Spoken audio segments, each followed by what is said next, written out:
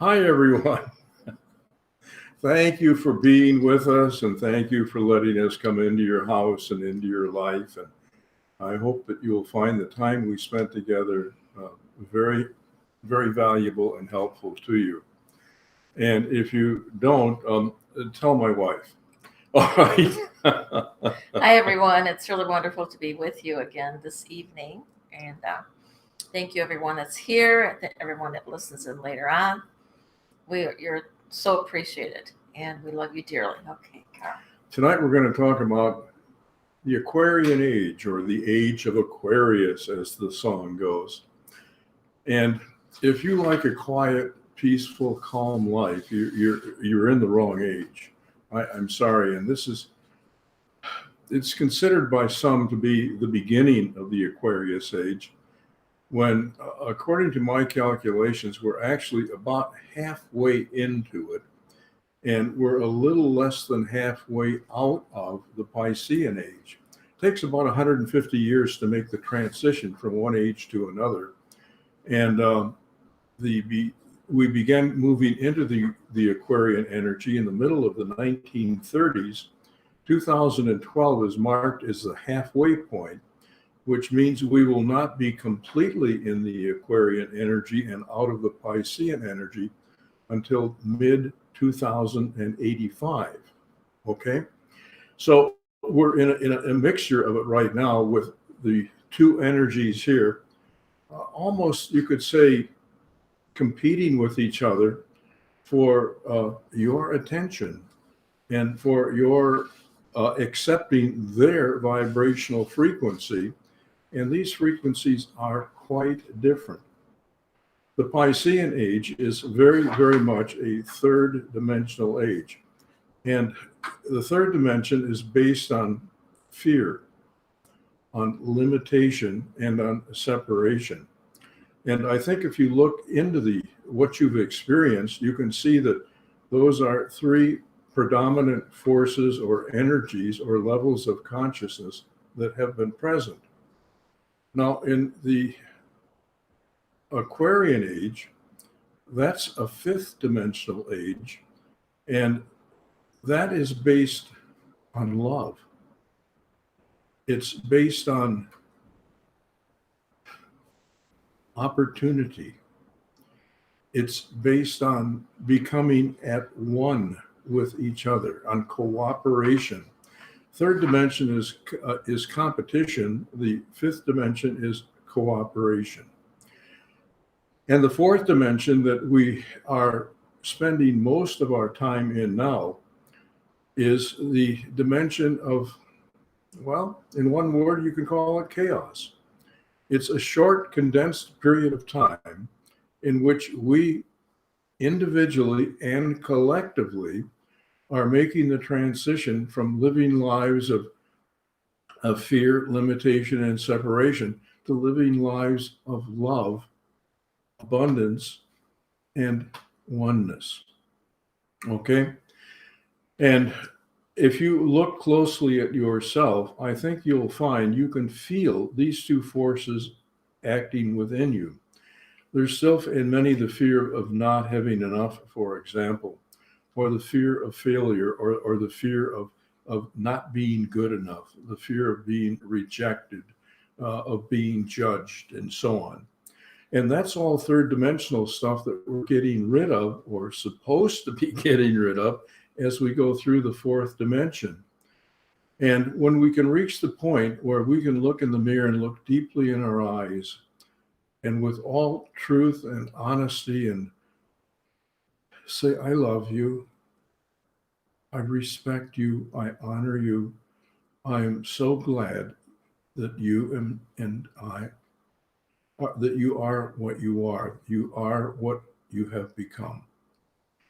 And when you can trust your own judgment, and not only the judgment about things in the world, but the judgment about what you may be being taught in your dreams, or in your out-of-body experiences, or in the thoughts that just pop into your mind.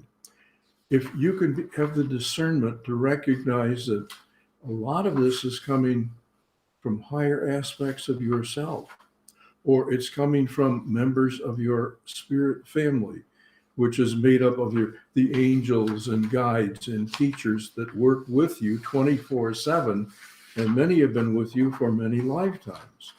So to be able to recognize them and to communicate with them and to trust that what they want is for your highest good. And though it may not at that moment make logical sense to you, to trust that if it's coming from a high level, if it's coming with love, if it's coming with joy, if it's coming with peace, know that it's coming from a high level and do it. Do it, become it. All right? Go through the experience. And it sounds easy, but the fourth dimension is probably one of the hardest dimensions that we will ever go through in our life. And my experience with the people that I've worked with, and I've worked with about 3,000 individuals over the years. And I found that as time has gone on, they're spending more and more time in the fourth and fifth dimensions and less time in the third dimension. The percentages were in the third dimension about 35% of their time, and in the fifth dimension, only less than 10%. And now, my golly, in the fifth dimension, instead of less than 10%, it's between 35 and 42% for the light workers. And they're in the third dimension anywhere from 12 to maybe 19%. But in both cases, about 50% of the time, they're in the fourth dimension, which means about half of their awake time, they're working on making that transition from being a third dimensional person to being a fifth dimensional person. And is it worth it? Absolutely. Because when you reach the high end of the fifth dimension, you will become what Jesus said you could become when he said, "You are God, and everything that you see me do, you can do, and even greater than this can you do." So that's what we're headed for. And I can't think of a more worthy purpose for my life, and I would like to think for your life, than to become a being living and expressing in Christed consciousness. And to me, that is the final lesson that we have to learn here on planet Earth, become that Christed person, which means that we need to get rid of everything that's negative, everything that's holding us back, everything that's limiting us. We need to get rid of all judgment of others and ourselves. We need to open and keep open our chakras in our physical, mental, emotional bodies. And the ultimate is when we become one with our soul. Our soul is the divine consciousness that was built within each one of us. And in the story of creation in the Bible, you may recall, it says, "And God created humankind in his own image and likeness." And it's so important, he repeated himself. The only place in the Bible that I'm aware of, he said, in his image and likeness, he created them. And the image and likeness isn't that we look like God or that God is the body of an old man with a long beard and white hair. No, it means that God has created, has instilled within us a level of his consciousness.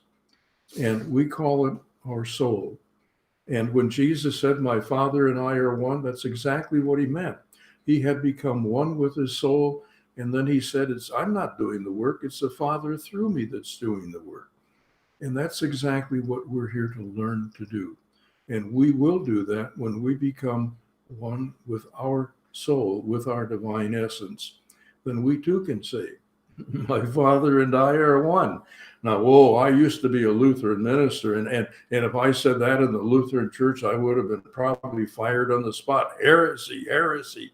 But most religions are third dimensional religions. They're based on the fear on the limitation, on the separation. And as we move into the fifth dimension, our religions are going to change, or they're going to just wither away and cease to exist. And fifth dimension beliefs are going to be based on we're at one with God, and we're the vehicles through which the spirit world experiences and expresses. We have a physical body, and to fully experience and express in a physical world, you need a body made out of the elements of that world. And our physical bodies are made out of the gases, the liquids, and the minerals of the physical world. And without the physical body, our spirit family, which means our angels, our guides, our teachers, they're limited in what they can do. But if we're open to listen to them, to hear them, and then to have the trust and the courage to follow what they're guiding us to do, then they are expressing and experiencing through us. And miracles will happen. Miracles will happen to you and through you. So that's what the Aquarian Age is all about. It's an inner journey. It's going within and identifying those things about you that are still third dimensional, that limit you, that judge you, that tell you what you cannot do. And it's getting rid of that and getting filling yourself with the empowerment by believing what it is you are capable of, and working one with your spirit family, with your soul, going out and doing it. So it's living love, it's living trust, it's creating peace in your life and in your environment. It's empowering other people. And as you do this, the net result is you're raising your own level of consciousness. You're going from a limited human consciousness to an empowering, wise, divine consciousness, because you are moving into the consciousness of your divine soul. You're becoming one with it. You're allowing it to, well, if you will, to take charge, to guide, to do its thing through your physical body, because you are the physical expression of your soul. So that's what the big picture of what the Aquarian Age is about, and in order to move fully into it, that's the direction that we need to be headed in our life. Ortrun, do you have anything to add to that? Well, okay. First and foremost, you mention that the age of Aquarius started in the 30s? We began, okay, there's an overlap of 150 years when we change ages. And we began to go into the very outskirts of the Aquarian energy in the mid 1930s. Yes. Okay. And when did the ascension process start? Well, I would say that probably began with that first little bit of Aquarian energy. This is my understanding of, and my experience also, of what happened. If you go back in history, the people that are in the history books were usually a cut above the general population. Michelangelos and the Thomas Jeffersons and the Abraham Lincolns and even somebody like Genghis Khan and some of the historical leaders. They were the innovators. They were the creators. They were the ones that were pushing society and human consciousness ahead. And they comprised only about 1% of the Earth human population. Now, in the mid 1930s, that began to increase. And a number of, I'm going to say, spiritual leaders came into existence or were born starting in the mid 1930s. And I like to think I was one of those. My birth date is 1936. And John Davis's birthday, also 1936. And there are other, like Bill, the Spiritualist Church. What, Lundstrom? Bill Lundstrom. I don't think he was born quite that early, but he was born in, I think, the late 1930s. Ortrun was born in the mid 1940s. And anyway, the percentage of people carrying that energy has gone from 1% pre-1930s until today. It's somewhere between 65 and 100%. And these people were born with a little bit different DNA. They have one or two additional active codons in their DNA, and they have higher IQs, and they have different set of abilities. And anyway, because we have so many of them on the planet now, things are moving ahead at an unprecedented rate of speed. And that's because